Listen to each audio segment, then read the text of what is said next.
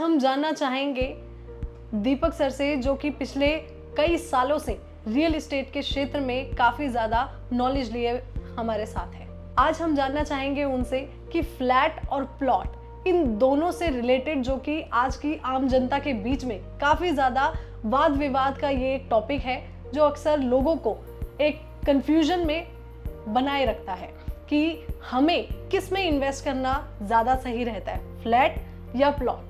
आम जनता के लिए फ्यूचर में कौन सा ज़्यादा अच्छा ऑप्शन रहेगा इन्वेस्टमेंट के लिए भी, फ्लैट या फिर प्लॉट। सर, आज हम जानना चाहेंगे, जो भी हमारे व्यूअर्स हैं उनके अक्सर हमारी वीडियोस में कमेंट में सवाल आते रहते हैं कि फ्लैट या प्लॉट या इससे रिलेटेड कई सारी क्वेरी हैं। तो आज हम आपसे जानना चाहेंगे कि कौन सा ऑप्शन जनता के लिए सही रहेगा। आज कुछ सवालों के जवाब आज आपको हमारे चैनल पर देने हैं। मैं आपसे जानना चाहती हूँ कि फ्लैट और प्लॉट दोनों में से सबसे बढ़िया ऑप्शन जनता के लिए कौन सा रहेगा। जी बिल्कुल आर्या जी, मैं दीपक कोरी आप सभी का स्वागत करता हूं। और आर्या जी, मैं आपको बताना चाहूँगा, फ्लैट अपनी जगह ठीक है, प्लॉट अपनी जगह ठीक है, लेकिन जो निवेशक है या जो भी खरीदार है, ये डिपेंड करता है उसके ऊपर कि वो क्यों मतलब फ्लैट खरीदना चाहता है या प्लॉट क्यों खरीदना चाहता है। अगर आप मतलब रहने के लिए चाह रहे हैं कि मैं रहूं और मेरे को उसमें इन्वेस्टमेंट का मतलब नहीं है कि बहुत अच्छे रेट बढ़े और मैं रहने के लिए मुझे एरिया मिल जाए, तो फ्लैट भी अपनी जगह अच्छा है। क्योंकि अगर हम गेटरोना की बात करें या नोएडा की बात करें, अगर आप 60 मीटर का मकान लेने जाते हैं तो 1.5 करोड़ रुपए का आता है, तो हर कोई इसको नहीं खरीद पाएगा। जबकि किसी के पास 60 लाख हैं या 70 लाख हैं, तो उसके पास सिर्फ एक ही ऑप्शन बचता है कि वो फ्लैट में जाए रहने के लिए। वो फिर फ्लैट को चुनेगा क्योंकि उसके पास 60 मीटर को खरीदने के लिए पैसे नहीं है।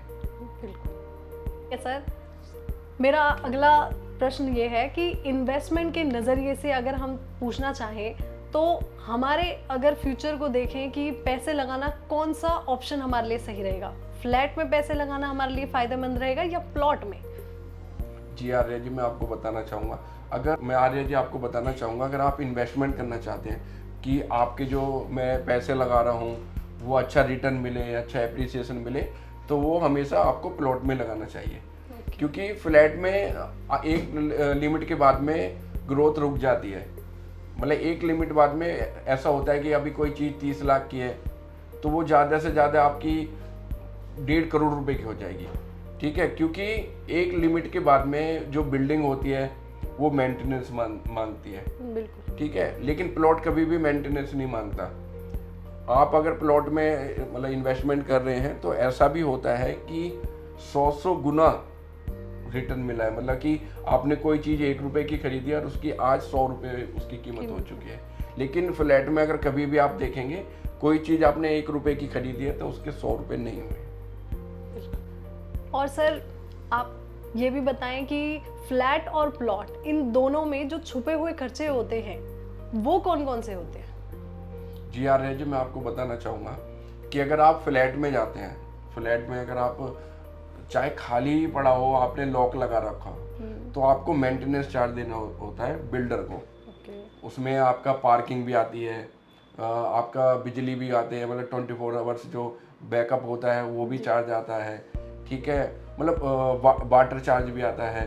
तो बहुत सारी ऐसी चीज़ें जो आप अगर यूज भी नहीं कर रहे हैं तो भी आपको बिल्डर को देनी होती है, मतलब जिसे मेंटेनेंस चार्ज कहते हैं। लेकिन अगर आप प्लॉट की बात करें, अगर आपने प्लॉट की रजिस्ट्री करवा लिया, रजिस्ट्री में जो भी खर्चा आया है उसके अलावा अगर आपको खर्चा देना होता है तो वो होता है, वो एक मतलब सरकार या अथॉरिटी एक टाइम लिमिट करती है कि आपको 3 साल में ये बनाना है या 5 साल में आपको बनाना है।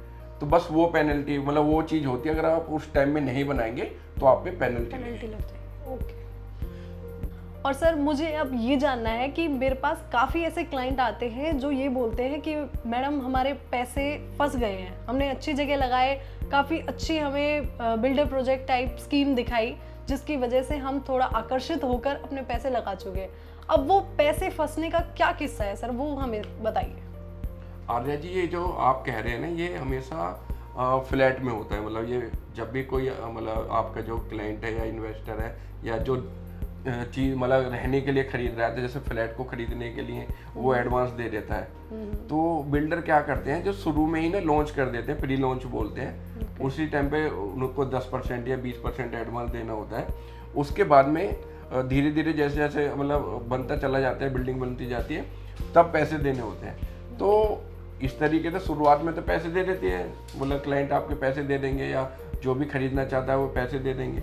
लेकिन होता क्या है, कभी कभी जैसे कि आप सुपरटेक को उठा लो, सुपरटेक ने प्रोजेक्ट लॉन्च कर दिए और उसके प्रोजेक्ट बिक भी गए, लेकिन मतलब सरकार ने उस पर रोक लगा दी। ठीक है, सुपरटेक का कोर्ट में केस चल रहा है।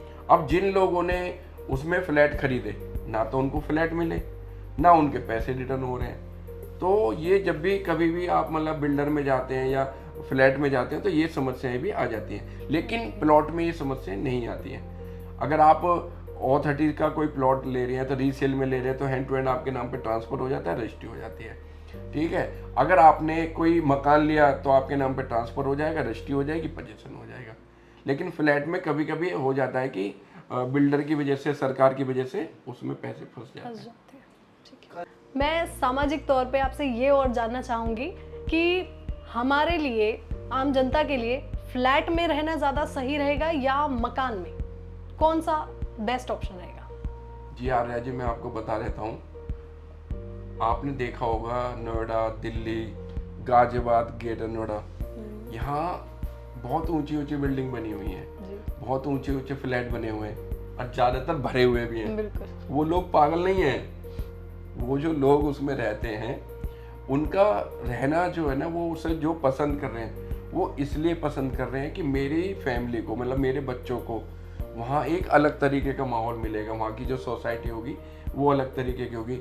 मान लो मैं हूँ और या मेरी वाइफ है, दोनों हम जॉब करने जाते हैं, अगर मेरे बच्चे फ्लैट में रह रहे हैं, ठीक है, तो वो एक सेफ्टी वाले उसमें है, वहाँ पे कैमरा भी होगा, वहाँ सिक्योरिटी गार्ड भी बैठा होगा। ठीक है, एंट्री कोई करेगा, मेरे घर में आएगा तो पहले पूछताछ होगी। तो ये जो लोग हैं, जो ये नौकरी पेशा करने वाले बिजनेसमैन हैं, वो बहुत ज़्यादा फ्लैट को पसंद करते हैं कि हाँ हम फ्लैट में रहेंगे, क्योंकि वो अपनी मतलब उसको ना सेफ्टी चाहते हैं। तो सेफ्टी के हिसाब से फ्लैट में रहना बहुत अच्छा होता है। लेकिन अगर आप मकान की बात करें, देखो आप फ्लैट में रह रहे हैं तो आपका मन हुआ कि मेरे को ये फ्लैट बड़ा करना है या इसके ऊपर बनाना है, तो इसमें कभी भी आप ऐसा नहीं कर सकते, क्योंकि जो एरिया आपको दे दिया स्क्वायर फीट में उतना ही फ्लैट में आपका रहेगा। ठीक है, लेकिन अगर आपने कोई एक मंजिल का मकान ले रखा है, आपका मन हुआ कि मेरा बजट हो गया है, मेरे को इसमें दूसरी मंजिल और चढ़ानी है या तीसरी मंजिल चढ़ानी है, या ये जो रूम है ये मेरे को थोड़ा सा बड़ा करना है या ऐसे करना है, इसकी डायरेक्शन चेंज करनी है, तो आप अपने खुद के मकान में कर सकते हो। लेकिन अगर आपने फ्लैट ले रखा है तो उसमें चेंज नहीं कर सकते। आप मकान लेके, एक मंजिल का मकान लेके आप उसको 2.5 मंजिल 3 मंजिल तक बना सकते हैं। सरकार के जो भी रूल्स होते हैं उसके हिसाब से आप 3 मंजिल भी बना सकते हैं। दीपक सर, हमें एक चीज़ और जाननी है कि आम जनता जो है उनके दिमाग में ये डाउट रहता है कि किसकी उम्र ज़्यादा होती है, फ्लैट की उम्र ज़्यादा होती है या फिर प्लॉट की? जी यार, जो मैं आपको बता देता हूँ, देखो प्लॉट पे तो अभी कुछ कंस्ट्रक्शन हुआ ही नहीं है, तो उसकी तो उम्र का कोई वो ही नहीं बनता। बाकी तुम अगर फ्लैट की उम्र की कह रहे हो तो इसमें एक चीज़ होती है कि जैसे 40 साल या 50 साल बाद में, देखो वो बिल्डिंग मेंटेनेंस जरूर मांगती है। आप कितनी भी अच्छे तरीके से बिल्डिंग को बना लो, 40 साल 50 साल या 60 साल बाद में वो मेंटेनेंस मांगेगी। और अगर बिल्डर ने उसको मेंटेन नहीं किया तो कहीं ना कहीं आपकी जो मतलब बिल्डिंग है वो बेकार दिखाई देगी। लेकिन आपने अगर कोई प्लॉट ले लिया और उस पर मकान बना लिया और आपका मन चाह रहा है कि मैं इसे तोड़ के दोबारा से इसे बढ़िया सा बनाऊं, तो आप बना सकते हो। लेकिन अगर आपने फ्लैट खरीद लिया तो आप चाहे कुछ भी चाह लो, आप अकेले फ्लैट को तोड़ के उसे तो सही तरीके से दोबारा नहीं बना सकते। जी। तो सर आगे मुझे ये जानना है कि रेरा कैसे काम करता है फ्लैट में और प्लॉट में? आर्या जी, रेरा जो है ना, ये जो बनाया गया था ये बिल्डर के लिए बनाया गया था। बिल्डर क्या थे कि पहले बोल दिया था कि 3 साल में हम बिल्डिंग बना के दे देंगे। 10-10 साल हो गई, बिल्डिंग नहीं बनाई। तो ये जो रेरा कानून है ना, ये एक्चुअली बिल्डर के लिए ही बनाया गया था, लेकिन ये प्लॉट पे भी काम करता है। प्लॉट पे ये काम है कि अगर किसी बिल्डर ने ये कहा है कि हम 3 साल में आपको रोड, लाइट ये सब दे देंगे और आपको प्लॉट दे देंगे, अगर वो उन्होंने 3 साल में पूरा नहीं किया है तो उन पर पेनल्टी लगती है। ऐसा ही ये उसमें फ्लैट में है। तो उन्होंने अगर ये बताया है कि हम पार्क बनाएंगे, कमर्शियल बनाएंगे, ठीक है, 3 साल में हम आपको पोजीशन दे देंगे, अगर वो इस तरीके से इसको कंप्लीट नहीं करते हैं जो उन्होंने रेरा से अपने मतलब वादा किया है, रेरा को अपना उन्होंने प्रपोजल दिया था कि हम इतने दिन में इसे कंप्लीट कर लेंगे और इतने मंजिल बनाएंगे, हमारी ग्राउंड कवरेज इतनी होगी, अगर उससे थोड़ा भी चेंज होता है तो रेरा अपना काम करता है और उन पे पेनल्टी लगाता है या कानूनी तौर पे उनके प्रोजेक्ट को रोक देता है। और सर दीपक सर, आप हमें ये भी बताइए कि हाल ही में अगर कोई चीज़ हमें बेचनी हो तो फ्लैट को जल्दी से बेचना आसान रहेगा या प्लॉट को निकालना आसान रहेगा, बताइए। आर्या जी, मैं आपको बता देता हूँ, ये भी ये एक मार्केट के ऊपर डिपेंड है। कभी कभी किसी बिल्डर की फ्लैट की इतनी ज़्यादा वैल्यू होती है, इतनी ज़्यादा डिमांड होती है कि अगर कोई ये कह दे कि मुझे बेचना है तो उसके खरीदार 5-6 मतलब बहुत सारे आके खड़े हो जाते हैं। कभी कभी ऐसा होता है कि प्लॉट की सिचुएशन ये होती है कि ग्राहक मतलब बहुत कम होते हैं और बेचने वाले बहुत होते हैं। तो ये मार्केट के ऊपर डिपेंड करता है कि मतलब फ्लैट की डिमांड अगर ज़्यादा है, सप्लाई कम है तो फ्लैट जल्दी बिक जाएगा। अगर प्लॉट है उसकी मतलब डिमांड ज़्यादा है, सप्लाई कम है तो वो जल्दी बिक जाएगा। तो ये मार्केट के ऊपर डिपेंड है, मतलब पूरा मार्केट के ऊपर ही निर्भर है। और दीपक सर, अगला सवाल मेरा ये है कि पैसिव इनकम के नजरिए से फ्लैट बेहतर रहेगा या फिर प्लॉट? आर्य जी, रेंटल इनकम की बात करें तो ऐसी इनकम तो फ्लैट में ज़्यादा आती है। अगर आप 60 लाख रुपए लगा रहे हैं तो उसमें परसेंटेज के हिसाब से ज़्यादा रेंट मिलेगा। अगर आप प्लॉट ले रहे हैं, उस पर फिर मकान बना रहे हैं, उसमें पैसा ज़्यादा लगेगा लेकिन रेंट कम मिलेगा। सर, जिसमें रिस्क ना हो और हमें सुकून ही मिले, तो इन्वेस्ट करना किस में ज़्यादा सही रहेगा, फ्लैट में या प्लॉट में?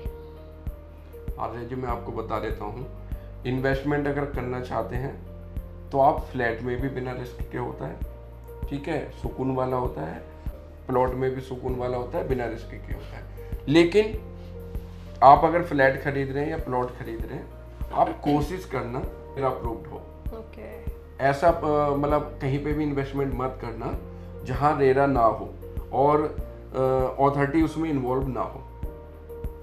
मतलब रेरा का काफी ज्यादा बड़ा रोल है। हाँ।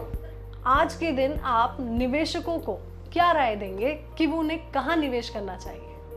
जी आर्य जी, मैं आपको बताना चाहूँगा कि अगर वो इन्वेस्टमेंट करना चाहते हैं आज के दिन तो जेवर एयरपोर्ट के पास में इन्वेस्टमेंट करें। आने वाला समय जो है वो यमुना एक्सप्रेसवे का है, यमुना सिटी का है। वहाँ पे इंटरनेशनल लेवल की बहुत सारी चीज़ें आनी हैं और आ रही हैं। इसलिए अगर कोई इन्वेस्टमेंट करना चाहता है, आपका कोई क्लाइंट है या कोई आपके मतलब श्रोता हैं या आपके चैनल को जो देख रहे हैं, वो जेवर एयरपोर्ट के पास में इन्वेस्टमेंट करें। वहाँ उनको अच्छा रिटर्न मिलेगा, अच्छा एप्रिसिएशन मिलेगा। बहुत बहुत शुक्रिया सर, आप हमारे साथ जुड़े, अपने अपना कीमती समय हमें दिया और आपने काफ़ी ज़्यादा हमारे व्यूअर्स को काफ़ी इंटरटेन किया, उनके क्वेरीज को यहीं पर रिजॉल्व करने की पूरी कोशिश की। आपका बहुत बहुत तहे दिल से धन्यवाद। तो दोस्तों, इसी तरह की बेहतरीन जानकारी आपको हमेशा हमारे चैनल पर मिलती है, तो उसके लिए आप हमसे जुड़े रहें, हमारे YouTube चैनल को ज़्यादा से ज़्यादा फॉलो करें और अपने दोस्तों तक काफ़ी ज़्यादा शेयर भी करें।